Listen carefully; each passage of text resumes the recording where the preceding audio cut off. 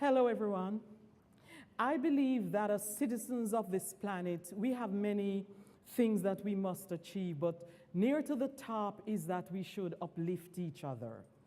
And the best tool for uplifting each other is getting to know each other, communicating effectively. And if we do that, the results are limitless. When my girlfriend was trying to convince me to do this TED Talk, I used the fable of the chicken and the pig to convince her that I didn't want to do it. You see, the chicken and the pig lived near to a restaurant that was failing, and they decided that they wanted to help. And maybe what we should do is put a new item on the menu, ham and eggs. The chicken said, "Yes, I'm in." And the pig, though, he was cautious because the chicken can supply the eggs for the ham and egg meal, and it would be just that, a donation. But the pig realized that if he were to give the ham, it would require a total commitment. I saw myself as the pig, but luckily for me, my total commitment is not so drastic. I want to tell you guys about Neil deGrasse Tyson, the American astrophysicist. Neil intends to break down the barriers between science and the general public because he needs to convey difficult concepts and he needs to make them accessible to the common folk. And to this end, there's Neil. Neil wants to convey all of this to everyone. And so because he needs to do that, he has become a one-man band of communication. He's on YouTube, he has podcasts, he's on every kind of medium that he can use.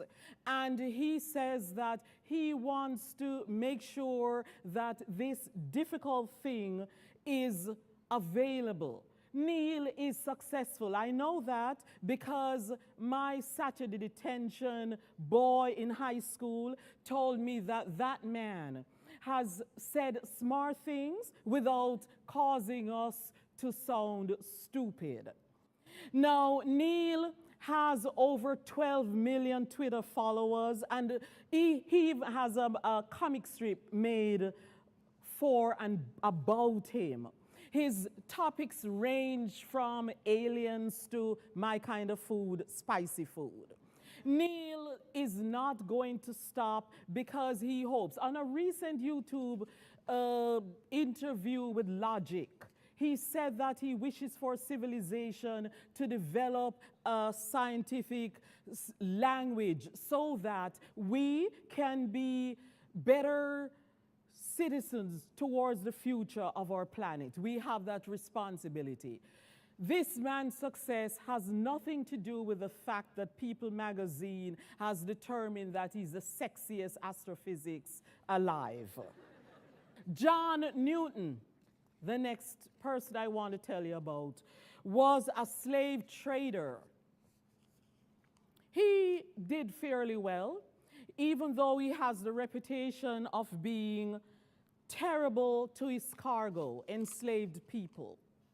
At some point, though, he had, and those of us read history know, that there was a sort of storm and he almost lost some of his cargo of enslaved people. And he thought briefly about stopping, but it was a lucrative business, and so he did not. Eventually, though, he got converted and became a priest and also joined the abolitionists. In his rethinking about his life, this man decided to give up his slave trade, and he wrote a hymn, a song that is so popular that it is supposed to be sung in the United States approximately 10 million times per year. It is on the bestseller list in Newton's England and has been performed by as varied a people as Elvis Presley, Ray Charles, John Legend, the former President of the United States, and some random AP teachers. Amazing grace, how sweet the sound that saved a wretch like me. I once was lost, but now I'm found. Was blind, but now I see. I know what he sees.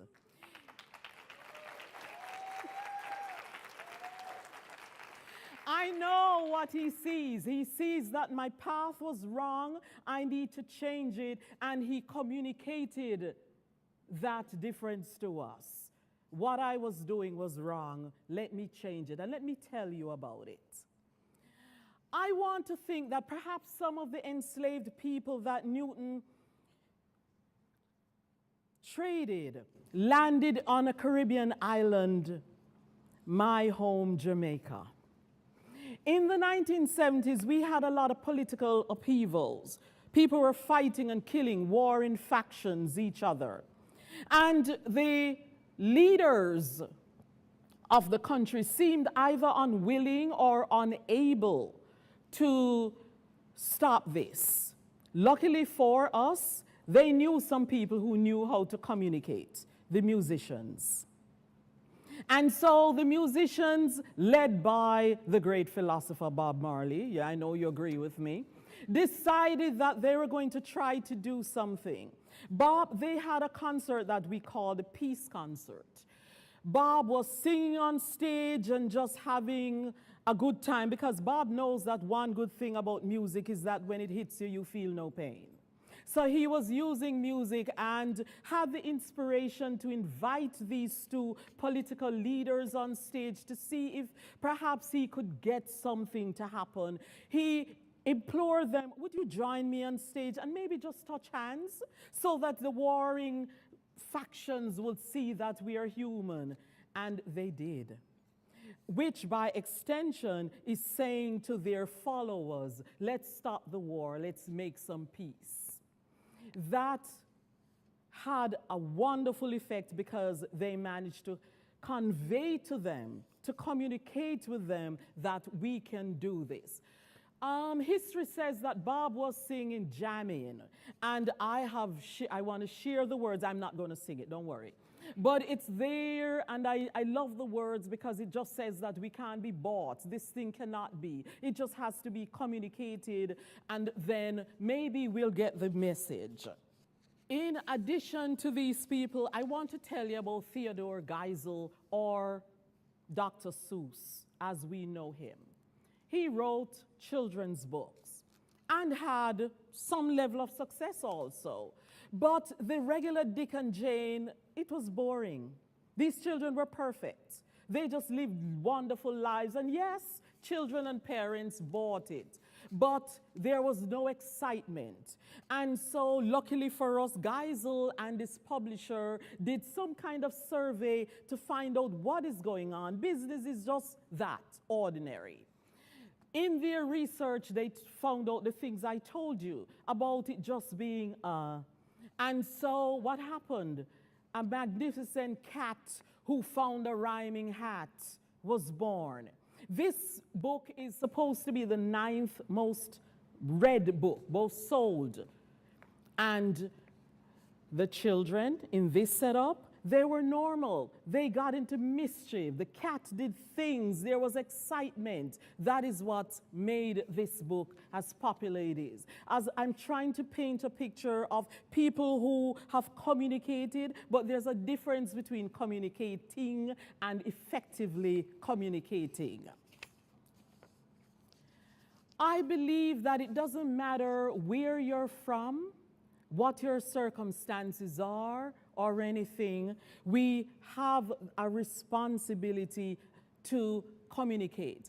I want to remind you again of Bob Marley, who put Ethiopian Selassie's words to music to give us a warning that if we don't get to know each other, get to like each other, we're going to be in trouble. Bob says, until the color of a man's skin is of no more significance than the color of his eyes, we're going to get in trouble, perhaps even war.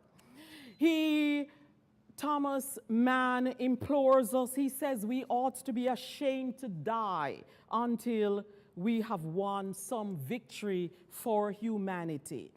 And then I want to tell you about a tour guide I met in Germany. It's some years ago, and she's an older woman. She rode her bicycle to come and speak to us. I suspect she did this because it was easier to ride than to walk. And after we had spent many days together and gotten to know each other some, it was the time for us to come home. Us being myself and some students here. And she got us together and she said, I'm begging you to do something for me. I want you to come back and visit us. Visit us as often as you can and whenever you can. Because when you don't visit us or I don't visit you, when we don't know each other, when we are strangers, then we are weak. And it is easy for them to lie to you about me and for me about you. I agree with her. I agree with her. I believe her. I know that we must get together. We must find a way to communicate. And only then will we be able to uplift each other. And if we do that, then the power of our communication is limitless. Thank you.